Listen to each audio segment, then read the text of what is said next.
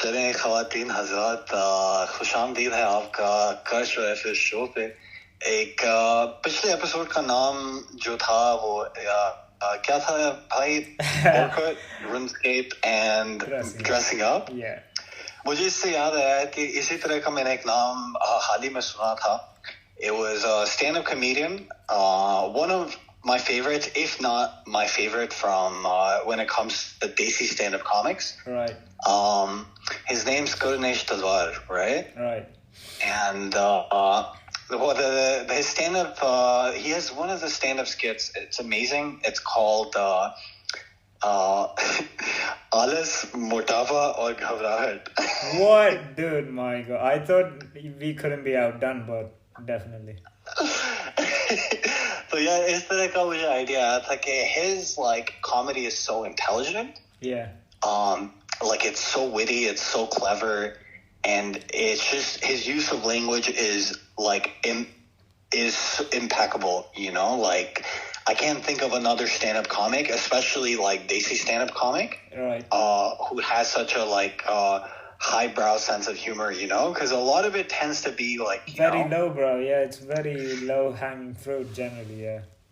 Yeah, exactly. You know, and his is a real exception to that, and a lot of it is comedy is like bilingual. You know, it's in Hindi and English, Right. and that's how people talk now, right? Like it's English, what we call in whether it's in India or Pakistan, like what people speak is not like one or the other; it's a mix of both. Yeah. And his comedy is very much like that, you know.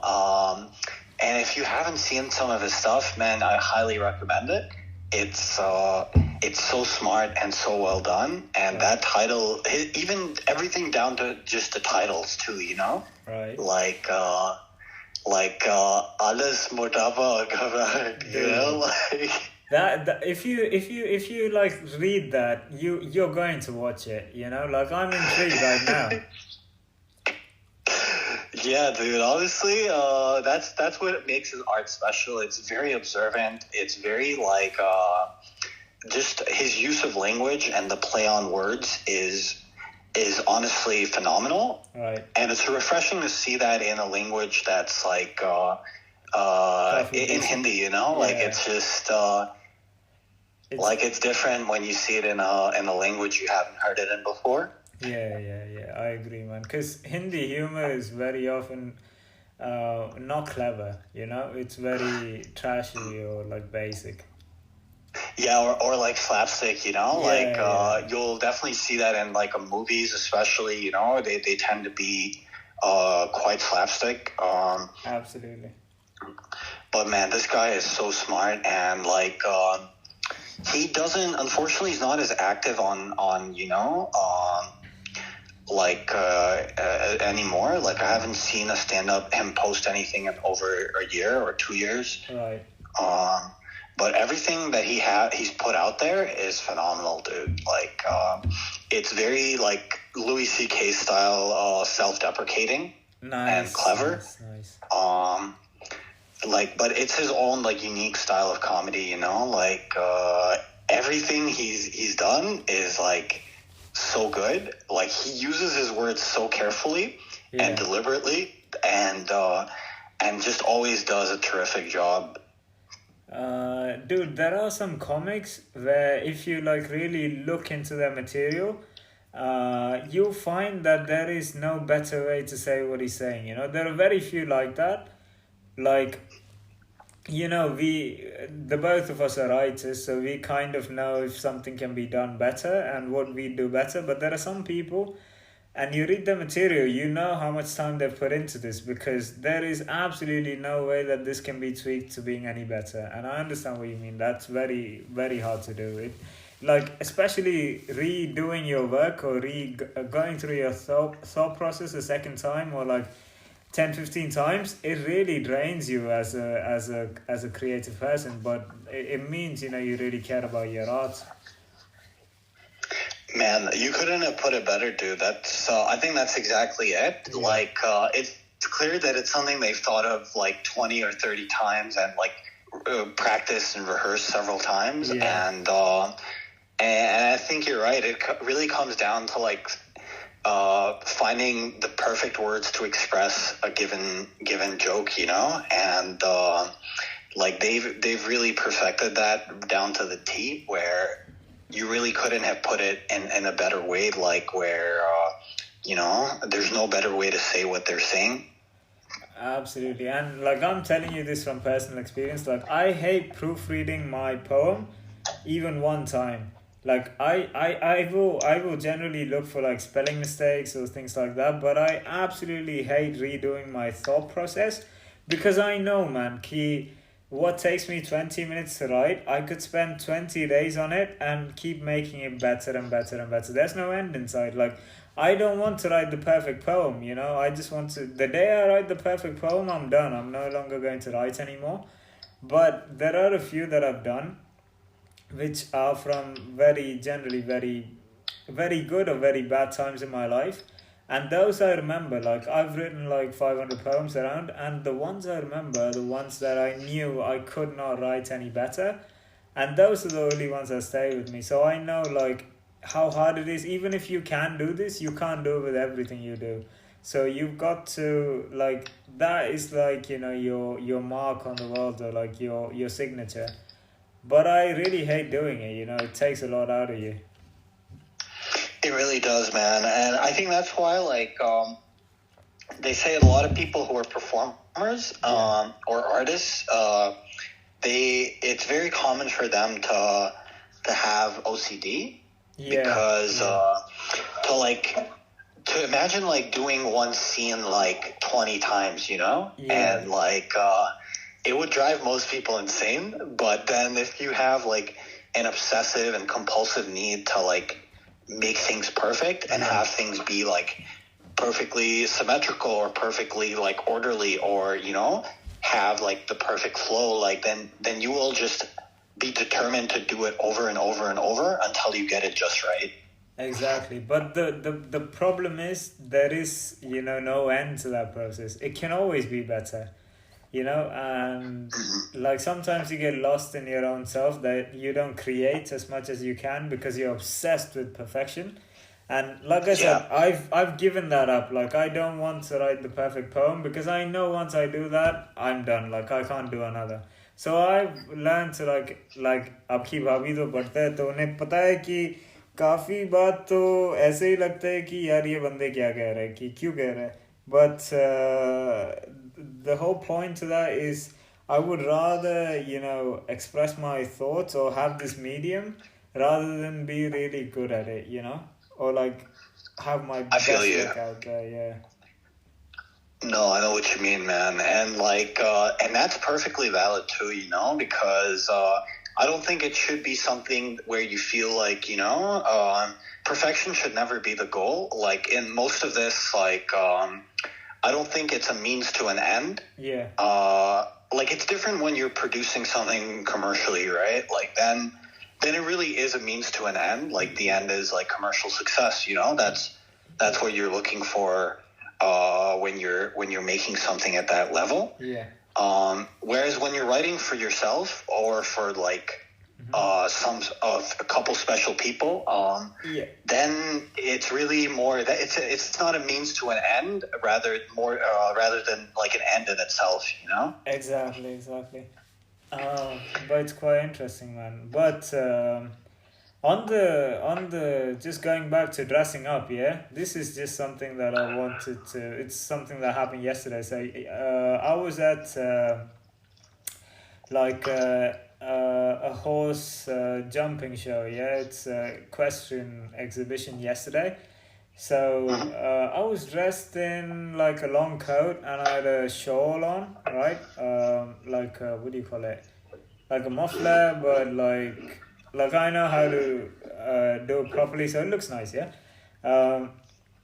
So I'd gone to get coffee and I'd ordered it and it was taking a while. So the owner comes up to me and says, "Are you waiting?" And I say, "Yeah, I'm waiting for my order." And he goes to his staff, "Do you have this gentleman's order?" And you know, I heard him refer to me as a gentleman, and that kind of one blew my mind because in my head I'm still a kid. Two, kind of emphasize what you were saying about being dressed up and the way that people think of you. Because I could be in shorts and he'd just, say, do you have this due to order? So it depends a lot on how you're dressed, and I agree with you on that one. Yeah, absolutely, man. It's so important and something that we wasn't emphasized enough to us when we were growing up. Yeah. Like our schools didn't really stress it enough, and I do think they should have done that. And it's like what I said earlier about if it's something you're used to doing from a young age, it's not even going to require any effort, it's just going to come to you naturally, dressing up, knowing how to dress up, knowing what the best ways are to put an outfit together, or to really what the best practices of looking nice are. And yeah, man, it's so important when you're dealing with people, which is always. Yeah. It affects how people see you, how people treat you, and it can make it can really make or break even a meeting, or a transaction, or any number of things. It can really make the difference between a yes and a no in any given situation. Yeah, man, and one of the also they did kind of try to teach us this, because I think if you remember, for the entire history of our school going careers, we stood outside during assemblies because we were never wearing dress shoes. Yeah, so they did try to teach us. We just didn't want to learn it their way, but. But I'll tell you this, I agree with you on how important it is to be dressed, but I think what people don't understand is that you need to have your own sense of style. You can't just do what is normal. I've seen insurance salesmen, dressed in suits, and I don't trust anybody now who's just dressed in a suit, because you can't tell if this person's important or if he's just trying to sell something, right? But I think the true OG mark of respect is that you simply do not care. Your sense of style is your sense of style, and when you walk in with that kind of attitude, you could be dressed in anything, but when you own it is when you really make that deal. Because I'll tell you this, because we like to see Harvey Specter as a very good example of how you should be dressed. Yeah, $6,000 suit, dressed to nines, perfect haircut, clean shaven, looks like a model. But at the same time, we've not completely just embraced that to the fact that we're walking suits. Now today, there's this guy, in the meeting I was in, there's this dude who's pretty important. He's director, he's got a bunch of money, but the kind of way he kind of appears is weird. Because this dude has got a, really, Gandalf beard, yeah? It's long and it's straightened. And he's bald, right? He's not much older. This is one of the problems in working in my industries, that you kind of age. But he's bald. He's maybe 10 years old or something. But he's got a Gandalf beard. He's bald. He's wearing a t-shirt that's way too tight for him. He's wearing jeans. And he's got 15 bracelets on each hand, and they're not cheap bracelets, they're Cartier Love bracelets and shit that costs more than people's cars. Yeah, so the thing about this guy, and I've met him, he's a good friend of mine, we constantly talk shit all the time. I always have people who हमेशा यार meetings में ना I know कि जिसकी साथ मजे लेना है कि whenever there's a serious conversation happening, I always have somebody who I'm looking across and laughing with. कि हम अभी भी वो बंदे हैं यार कि जो मैं और आप क्लास में थे और एक साथ में मतलब छुट्टियां पे करते थे, आज मैं वो मीटिंग्स में कर रहा है. तो मतलब I'm always laughing about you know how you notice small details when your teacher says something stupid, आज भी हम वही करते हैं. तो this dude is a perfect example of that, because there are people who dress better, but the way he kind of owns it, it's I'm so good that you have to accept me even in this form. It's very Steve Jobs. And there's a movie called Crazy Stupid Love, in which Ryan Gosling talks about how you're dressed and how you can only wear New Balance sneakers if you're Steve Jobs, because everybody else, looks like shit on. But if you did found Apple computers, then you can wear new sneakers, New Balance sneakers. So I do kind of agree to this to a certain extent, in which, I'm not always properly dressed. I just am dressed the way that it's just I make a statement, more than just being dressed appropriately, I guess. But I don't know. I don't. No, I mean I know exactly what you mean. A lot of times it's just the confidence with which people carry themselves more than their outfit. Like just their confidence can make the outfit attractive. You know what I mean? Just like this is very true. And I mean, too, like your outfit, just overall attractiveness and its relation to how comfortable you are in your own skin. Yeah. I remember Joe Rogan talking about this on his podcast where. Right. He's a big fan of The Sopranos, right? And he looks like it, yeah. And he also he looks like a dude, वैसे हमारे भी podcast है मगर वो हमारे जितना काबिल नहीं मगर बताओ. He's also of that age, I think, where in his time The Sopranos was huge, Yeah, true. And so I remember him saying this about Tony, right? Like James Gandolfini in that lead role. Yeah. That he was like, it's an anti-hero show, and in fact, in many ways, it's the original anti-hero show. Like, true. I wouldn't say original anti-hero show, but it's like one of the iconic it was the predecessor to Breaking Bad, True. That. Man, you're a doctor on this. Yeah, go on. So he was like, yeah, it was an anti-hero show, that goes without saying, it's like it had all the hallmarks of anti-hero film, right? But in another way in which it's an anti-hero is just that the lead does not look like a hero, True.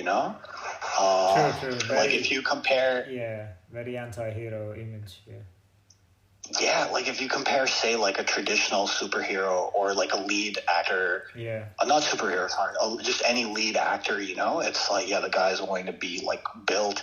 He's going to be muscular,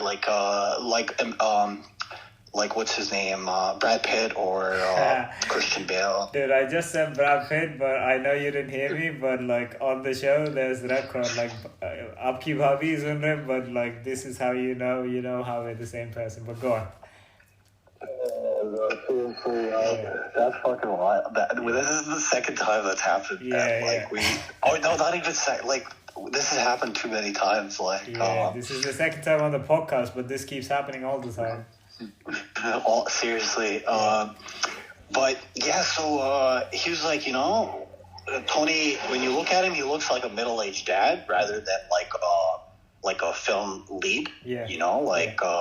He's overweight, he's balding. Yeah. And he just does not look like the hero of the film, Yeah. But then he was everyone loved him, chicks loved him too, just because he was just so confident in that role. Exactly. And just so assertive in that, and as Tony Soprano. Yeah, and I agree. To be honest, the good guy, the standard or the cookie cutter hero is overdone, and if you try to do that, I think you kind of don't really get the same kind of impact, I've seen a bunch of people in my life who want to be the movie star. You know these kind of people. They're like the theater kids. वैसे आपकी भाभी भी एक theater kid है, मगर she's not one of them. But and like I'm always pissed off कि हमारे school में ये सब options नहीं थे कि I wanted to do drama but like we went off at it but also your Bhabhi is Okay, like okay. Bhabhi is also a very accomplished actress. She's won a few awards herself, so No way. That's yeah. crazy. Yep. Very talented. But like the guys who I'm talking about, like यार मेरे एक ज़माने थे जब मैं मुआय Thai train करता था और मेरे एक ट्रेनिंग पार्टनर थे वो यहाँ की बंदा है कि हमसे 2 साल बड़ी है आइडियल में पढ़ा था और मेरे यार है मेरे भाई है ऐसा और यार बंदा बड़ी एसआरके की फ़ैन हो इतना तक कि वो जो फेसबुक पे बेवकूफ़ी वाला रील्स आता है ना कि the inspiring story of Shahrukh Khan वो यार उस पर पूरी ज़िंदगी बेस की कि everything he does is somehow inspirational कि ऐसे बंदा है and like when you have people like that who try to dress a certain way who try to be that clean cut hero it doesn't fly because you don't have any originality in it like Shahrukh Khan to Shahrukh Khan hai aap kaun hai he has to have something to do with you you have to make a statement that's you can't just make a statement like that कि it's no longer relevant. You have to be original in what you're saying. So Exactly. I think the more you go away from the standard, the more appreciation you get. But the problem is, the farther away you go, the more you become a villain. And this is something that I'm personally scared of because मेरे जो statements होते हैं वो काफी ऐसे होते हैं कि I want to burn everything down. So I try not to make too many, but like यार ये भी like जो the good guy image is something that doesn't fly too much and it's very hard to it's easy to do but it's very hard to be original with so I've stopped trying being the good guy It is. so even the dude who I told you about Gandalf, it's very hard to be original with that. Yeah, like Gandalf for example is a dude who comes to work whenever he wants to right like हमेशा नहीं दिखता उसको जब दिखता है तो कुछ काम होता है कि ज़रूरी काम होता है ऐसे बंदे तो मैं भी यार वैसे बंदा हूँ कि मुझे हर वक्त आपको नज़र नहीं आएंगे कि जिस वक्त पर कहीं पहुँचना है तब हम नहीं आते भाई एंड आपकी भाभी ने ये कहा कि यार वक्त हमारे लिए रोकते हैं कि शी सेड हम 6 बजे नहीं पहुँचेंगे जब हम पहुँचेंगे तो 6 बजे होंगे तो ऐसे हम भी ऐसे बंदे हैं कि लाइक आई डोंट केयर मुझे कोई फ़र्क नहीं पड़ता तो काफ़ी एंटी हीरो इमेज भी है मगर यार हम I told you bhabhi this कि हम ऐसे कपल है like I think you remember the Addams family we're that couple the anti-hero couple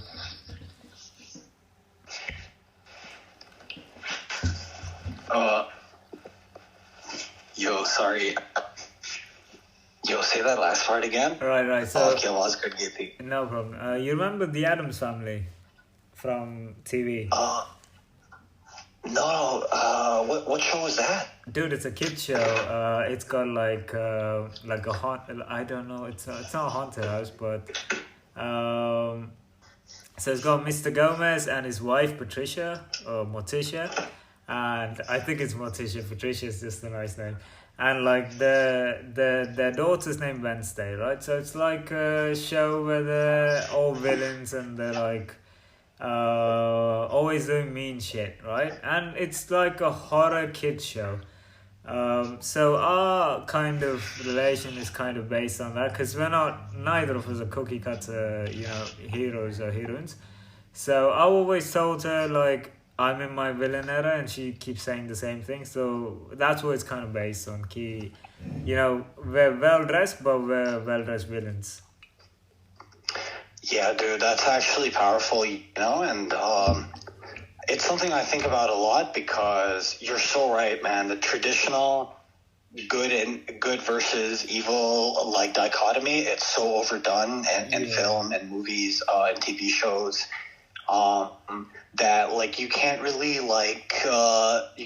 do anything with it that's memorable like if you make something like that now it's just gonna get like lost in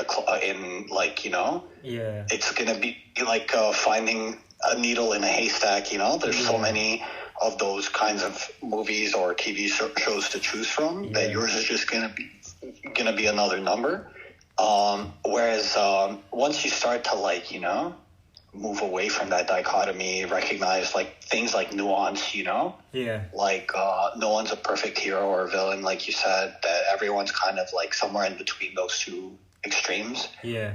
Once you start to explore that like realist middle ground, Yeah. and that's why they call it realism, right? Like the like The Sopranos or Breaking Bad or the movies that what's his name, dude? The creator of Westwood, Anurag Kashyap, sorry. Kashyap, yeah. Yeah, like those kinds of like realism and that kind of realism and film, you know, once you start to explore that middle ground, that gray area, Yeah. I think that's where like quality film really comes from, you know, and just the fact that like one of the greatest films of all time, Taxi Driver. A No. 1971. You talking to me? Dude, and the fact that was an anti-hero film, you know, Yeah. it tells you just how like how rich of a genre it is in terms of like you know how like such a good quality film can come out of exploring that, you know, that nuance between good and evil. Yeah, dude, there's a couple of things I want to say. The first is, you know, ever since you've said Gangs of Dunbad, I've been unable to think of any, you know, Anurag Kashyap movie the same way. Because my mind keeps going back to Jharkhand Way. And, like, I didn't even, it wasn't that important to me till you said it. Like, I didn't remember it on my own, but, like, to anybody that doesn't get the reference, there's a very important person in our life who's from there, and we keep making fun of him because he tried to make us good people. Secondly, Robert De Niro is one of my favorite actors, and Taxi Driver, man, there's a few. Like, I've seen most of his filmography, and I say most because he's done so much. But in Taxi Driver, there's a scene where he's asking out the female lead, in her office, and it's one of the exact opposites of what you would call romantic, you know, because like we've seen everything. We've seen The Notebook, we've seen guys like Ryan Gosling, guys like Brad Pitt ask women out and be charming and have them fall head over heels for you, and then you see this depiction of, you know, a guy who's out there just stating his mind, and it's really hard to watch, and it's kind of cringy, and it plays on your head. But it's so well done. For sure, yeah. It is so well done. Like, I can't tell you how much I appreciate it.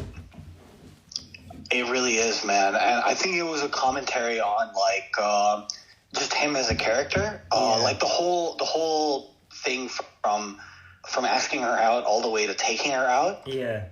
You can tell that it's clearly a character who's disconnected from society and is learned social norms, just like never really learned social norms from like socializing with people, because he's so like isolated and like socially isolated, and like the things he does, you can tell it's clearly someone who's learned these things just from watching movies.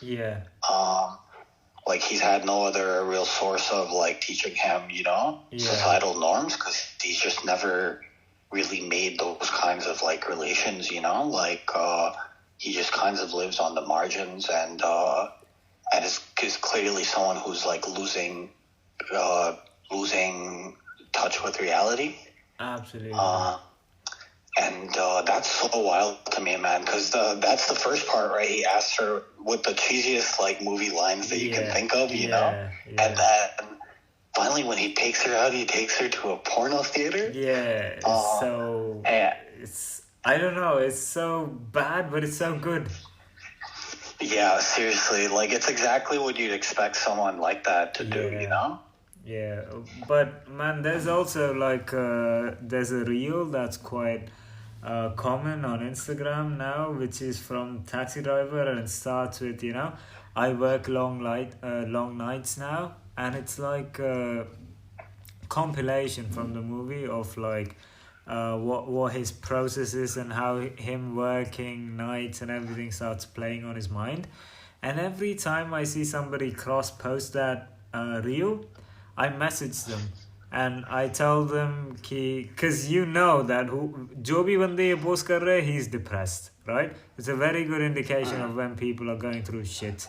And every time, like I have a 100% strike rate with this, because every time I've messaged somebody, they've told me, dude, I'm going through some shit. But The Taxi Driver is a very good movie for like finding, yourself in the darkest of the night. It really is, man. And and you know when a movie is good, when another good filmmaker really speaks very highly of it. Yeah. And I think that's especially true of Taxi Driver, where you know which director has really praised Taxi Driver? Who? Tarantino. No, dude, Tarantino never praises anything. Yeah, can you believe that? No. Like he did a whole discussion on the movie and just the impact that it had, and just he described it as like the best first person character study that's ever been done. I agree. And yeah, man, the way he put it was perfect, because that's exactly it. I've never seen an anti-hero film that's been done so well to the point where, because you see everything from his perspective, you don't even question it. You just think, yeah, obviously this is the right thing to do.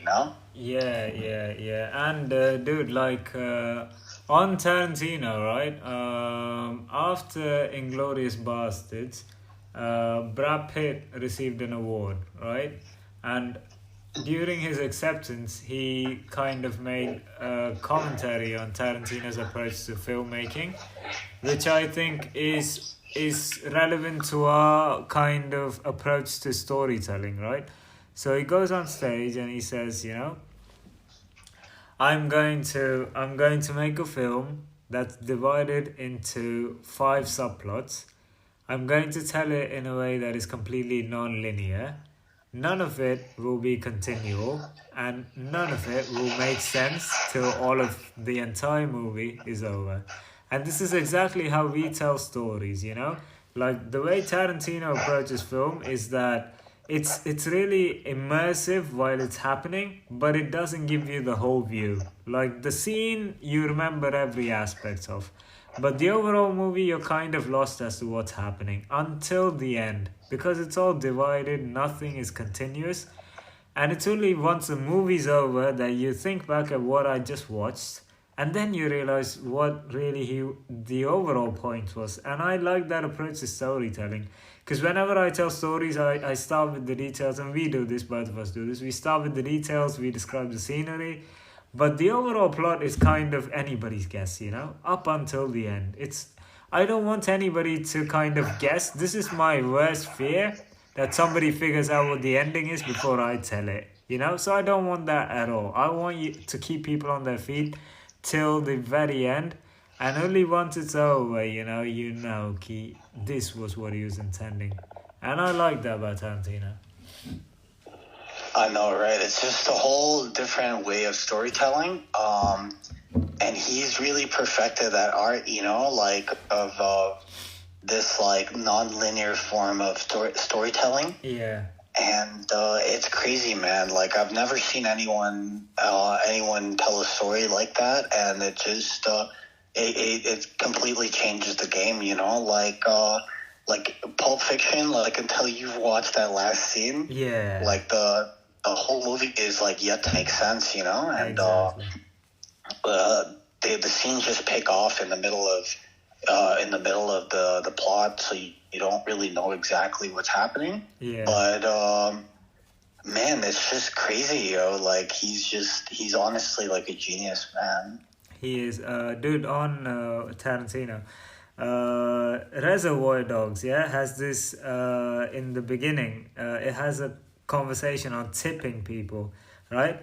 And that is the most memorable, moment from the movie. Everybody who's movie buff knows, this this scene because it makes no sense, but it's so immersive. And it's the same thing with Pulp Fiction, where they walk into the apartment, and like, by the way, the line that Samuel L. Jackson quotes from the Bible is one of my favorite lines from the Bible as well. Like, it's quite quotable. Dude, Yeah. man, you're not gonna believe this, but it's crazy you mentioned Reservoir Dogs because that's the movie I was just thinking of. Like when I finished talking about nonlinear plots and how he's perfected that. Yeah. Like, I swear to God, that's the movie I was thinking of. Like, I believe it. man, holy shit! Like we're just two on the same wavelength, man. That's weird, dude. But yeah, man, I agree. And like Reservoir Dogs, that scene in particular, like I think it inspired a lot of people to be a little more like open when it comes to their dislike for tipping. Yeah. Because here, man, and like in America even more so, you'll see that tipping's kind of everywhere, and like it's like you're expected to tip like for any kind of service, and a lot of people like talk about it like about how they don't like that in private, like they'll say it on like on Reddit, for example, but they wouldn't really say it in public because it's seen as like there's a social stigma around it. Right. So it really just said a lot about Steve Buscemi as a character too, or like Dude, I was Mr. just about to say Steve Buscemi is exactly who I agree with in that scene. Yeah, because he just comes off as a character. I mean, it says a lot about him as a character right off the bat. That he's someone who really doesn't care what people think of him. He's just says what he thinks. Yeah. Which is dope, Absolutely, and Reservoir Dogs. Yeah. Dude, we were talking about Uma Thurman earlier today, yeah, because apparently, and I did not know this, she's from where you're from.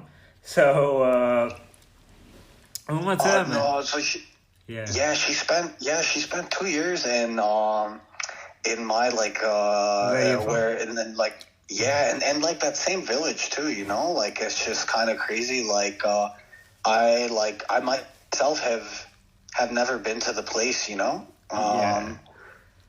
even if I did, it was like when I was like a kid, and I would have just gone to visit. Right.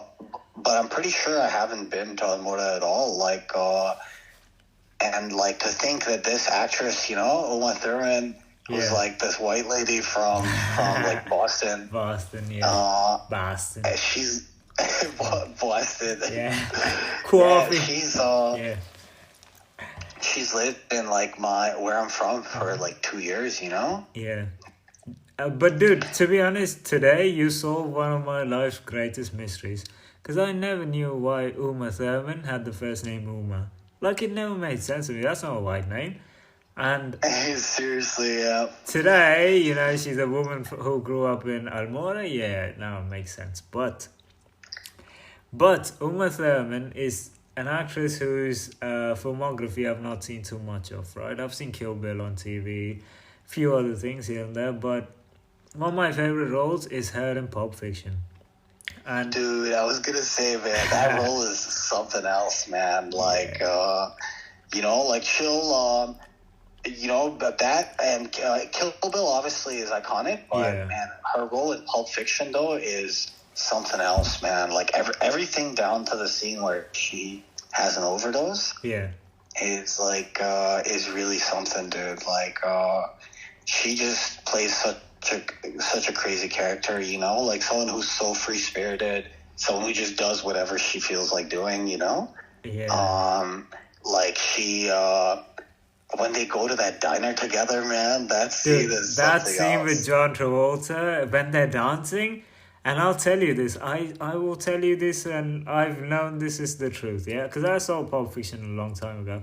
But that scene, because she has the black hair, and she has those eyes, and that intensity, and that nose, I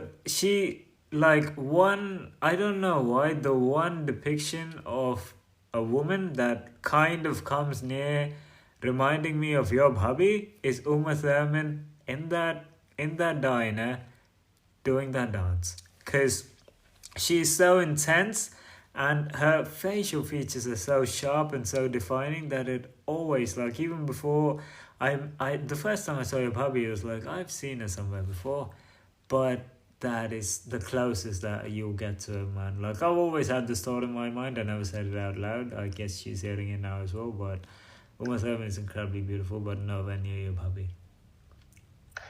Man, but that's amazing, man. Like, yeah, those are.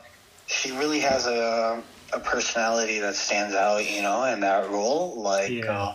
she really plays someone who's like, you know, truly someone who jumps off the page.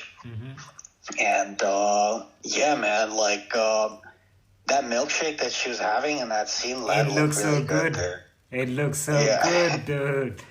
How are we the same person, man? But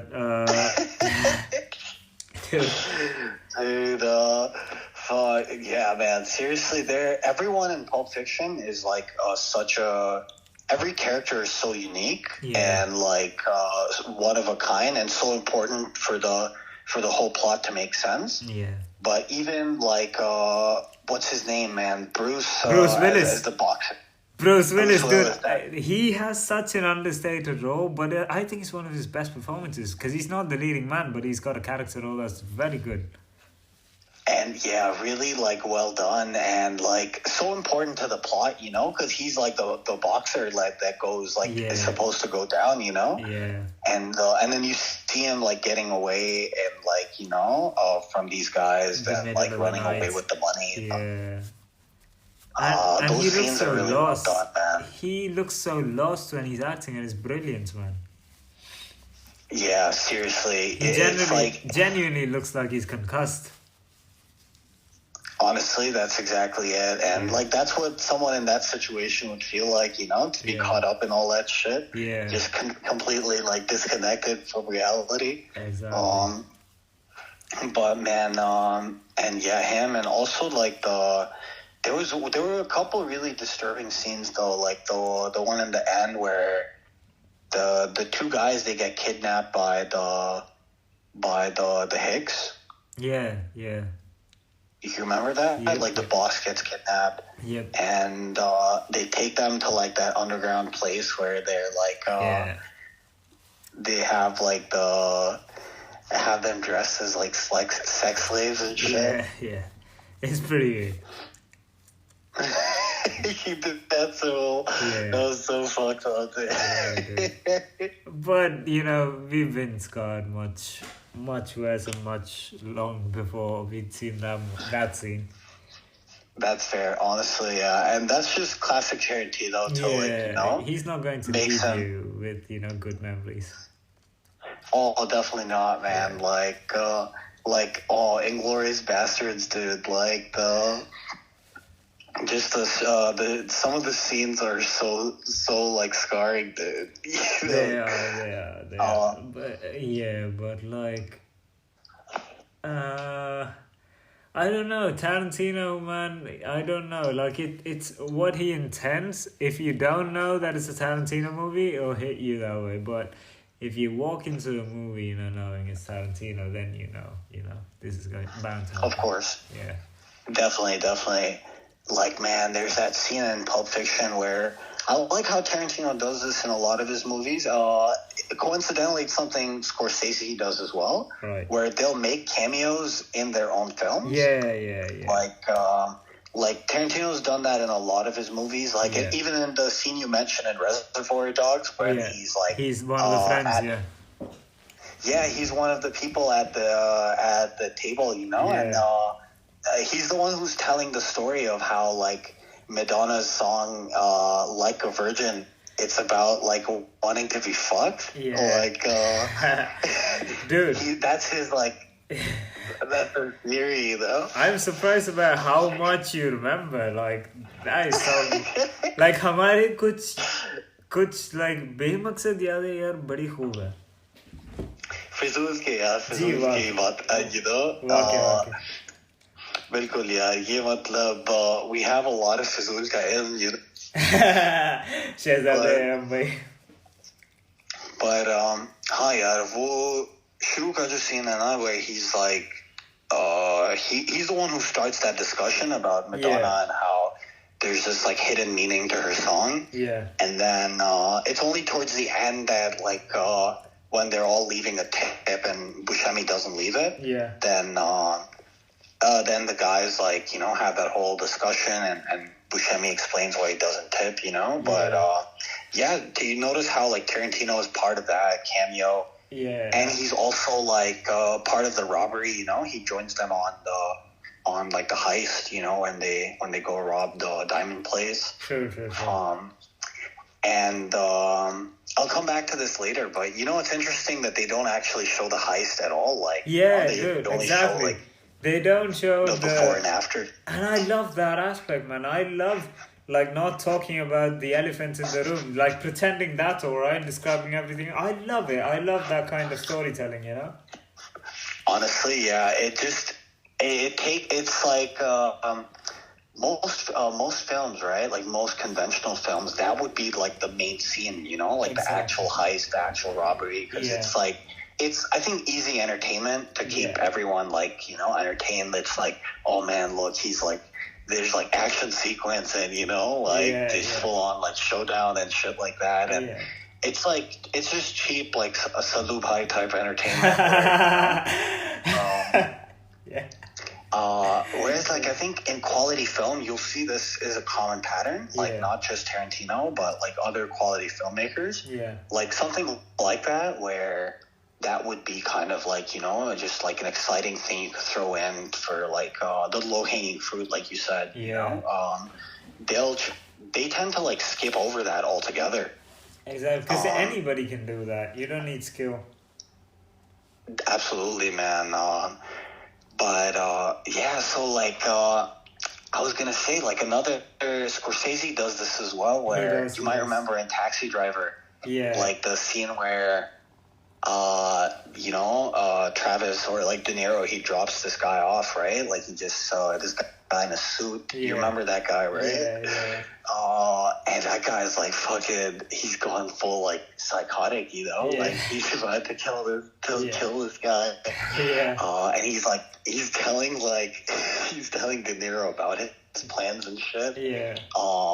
Like I'm gonna kill my wife and shit, you know, and that's the whole scene where they're like saying that in the you know, in the back seat, and then that's Scorsese himself, you know, and like he makes a cameo in his own movie. I like that they do that, and they always do a good job of like playing the role, you know. They do. Like I remember when the first time I saw Reservoir Dogs, right? It was on TV. And this was the scene that was going on, like it was the beginning of the movie. And I remember, like, out of all those people, the two faces that I noticed were Tarantino and Buscemi. And Tarantino is very, like, iconic in the way he looks, you know, because he's very different. And Scorsese, for some reason, reminds me of Woody Allen. But he's got a very sober kind of kind face as well, and you tend to remember those. And like I do like the fact that they do cameos, but it's never overstated, you know, because like a lot of these new superhero movies do this stupid shit as well. But it's incredibly obvious that the cameo's there so that people in the theater get excited. But these guys, they do brilliantly, man. Yeah, man, it's so hidden. Like you wouldn't even know it if you didn't know to look for it, you know. Yeah, it's an Easter egg, isn't it? Yeah, for sure, dude. It is. Definitely, that's exactly it. Yeah. But damn, man, these are some quality films. Like another good film that's like a good Tarantino movie that's like not very talked of is Jackie Brown. Have you seen it? Yeah, dude. Like, I'm going to be honest. Like, I've seen all of his filmography, and whenever I see movie buffs, you know, you'll end up discussing Tarantino at some point. But in all honesty, I've never heard anybody mention Jackie Brown to me. You're the first one. Wallahi, no way, bro. Yeah, absolutely. That's crazy, I'm pretty sure even IMDb is not tracking Jackie Brown. Dude, that's oh man. Honestly, that is high praise. Like I take that as like the highest of compliments because Maybe I just don't know it's anybody, man. no man. I mean, you know tons of people, but yeah, I don't think I've met anyone either who's like even seen it. Yeah. Like even people who would identify as Movie Tarantino buffs. fans. Yeah. And like not just movie buffs, but Tarantino fans specifically. Even among them, I True. think it's one of the least watched because I know many who are like identify as Tarantino fans, but they wouldn't have seen the film. You know, but man, I'm surprised because even Samuel L. Jackson was in it, and He was. I think like and De Niro had a role in the movie too. You know, Yeah, he so did. it's not like it was like Little League or such, you know. Like it was, it had like it had big names in the movie still, but I don't know, man. Like some movies just get more attention than others, you know. That's I think gonna always be the case. I think in terms of Tarantino, right? The exact opposite of this is Kill Bill. Because Kill Bill is not that great, but it gets so much attention. And then you've got Jackie Yeah, Brown, nobody talking about it. So I guess it I evens feel you. out. Yeah. No, man, definitely. Like, it's surprising because it's actually really well done, you know, and like just kind of how a story of how like someone doing a like very ordinary job can get caught up in something so much bigger, like Yeah. because she's like a flight attendant and you know happens to become a mule, Yeah. um and yeah, man, very well done, you know, and like it's I think fucking what's his name? I think Chris Tucker Chris has Tucker a is role in in the it. movie. Yeah, yeah. You're absolutely Yeah. right, dude. How do you remember this weird shit? He's. I don't even know, dude. I don't know how I just that hit me just Yeah. then, but yeah, man, very classic, like good, really a good, you know, well directed film with like a good, solid plot, you know. I used to think that maybe it didn't get praise or too much attention because it was female centric. But again, Kill Bill is the perfect example for how that's not true either. You know, like I don't get what's wrong with this movie or why it doesn't Yeah, get any attention. that's a solid point, but yeah, I mean, it could be that too, because yeah, it's probably and the whole film was named after like a female lead I too, you think know, maybe like that's it could when be. you go with a name as you know the name of a movie that generally does not work.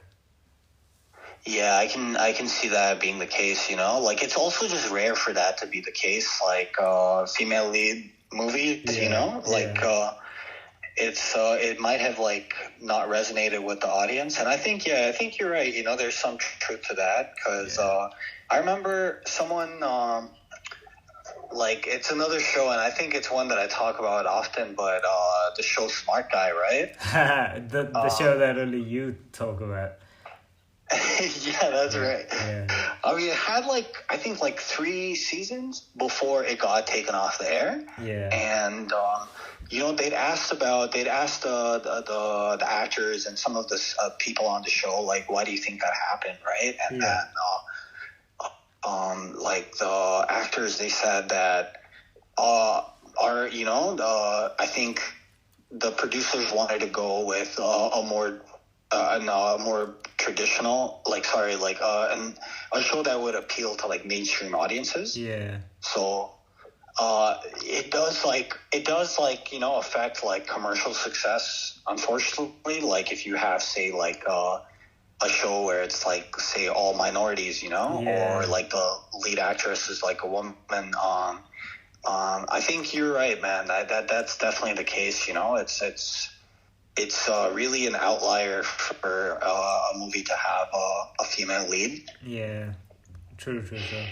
But dude, on Fringe film, it's one of my favorite things to discover. Like you'll see a lot of Brad Pitt fans who will talk about like the Curious Case of Benjamin Button or Mm. other works of his. But some of my favorite works of Brad Pitt I like the kind of movies that have names that make you kind of shy away from watching the movie. You know what I mean? Like Legends of the Fall is one of them. The Assassination of Jesse James by the Coward, Robert Ford. Not Robert Ford.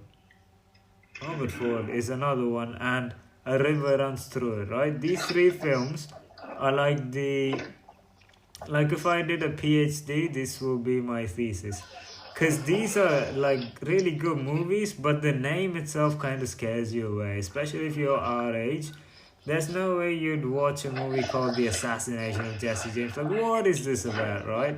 But there, I think Legends of the Fall, like, it gives you no clue as to what it's about. But these are such beautiful, but they're incredibly slow movies, but they're so well done. And I think his best works as well. But like, it takes a lot of commitment to sit down and watch a movie like that, instead of something that's called, for example, Fight Club, or like anything which is more obvious and has a trailer that can tell you, or a plot that you can kind of guess. But like, those are my absolute favorites, man. I like these fringe elements.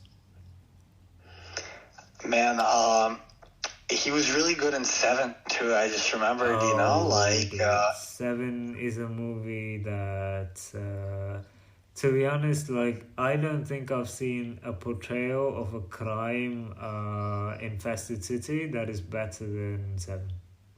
And also Kevin Spacey. Yeah, dude. Kevin Spacey is like just plays that role so well, man. Just like a really disturbed guy, who's just like completely fucked in the head. Exactly. And no surprise, man, it's directed by David Fincher. David Fincher. I love all of David Fincher's movies, man. He's honestly fantastic, man. I mean, no coincidence that Seven and Fight Club, dude. Like, Same dude, yeah. Two movies where Brad Pitt like really just stands out, and I mean, in Fight Club he stands out on another level. Yeah. But both two movies that are just very like they really make you think, and that like are just so high quality. Yeah, man, it's definitely a movie to watch, but very disturbing, dude. Like, what's in the box? What's in the box? Dude, that is a meme. But the way that is, like, he starts crying is beautiful, man. Like, it's very hard to do. But, dude, we're almost at the hour mark. There's one more thing that I want to say. It's like Fight Club. At some point, I was so defined by Tyler Durden that was my like cover photograph on Facebook, and to this day, I still remember the entire speech that Tyler Durden gives, and I remember most of his monologues as well. I'm not proud of this because, like in hindsight, this is a really big red flag. Yeah, because I gotta keep hobbies on red, so I am not that kind of person. But like at some point, I did relate to Tyler a lot. And I was Tyler Durden to a lot of people, and there's a line from the movie which I love to keep repeating, which is when Edward Norton asks him, why are you so different than me, and he says, I look how you want to look, I talk how you want to talk, and he says one more line that I can't say here, but that's exactly how I've treated everybody else in my life up until now. But like, it's a very big red flag if you think of it. But what do you want to call this one, man? This is episode 14, I think. What do we call it? Let's see.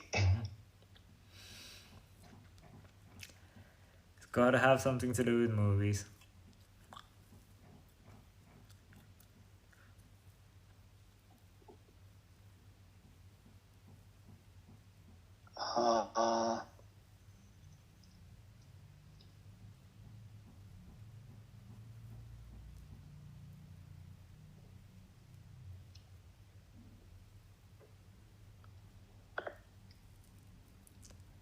Oh, you're running down this one, buddy. Let's see. How about you got 40 seconds? Yeah. Film Fukrapanti or Fulaana? You're really on a roll, man. So I'll let you sign this one off. This is the pointless Pointless Stories with Karshina Fest, episode number 14, and the episode title by the only person who can give the title for the audience one more time, please.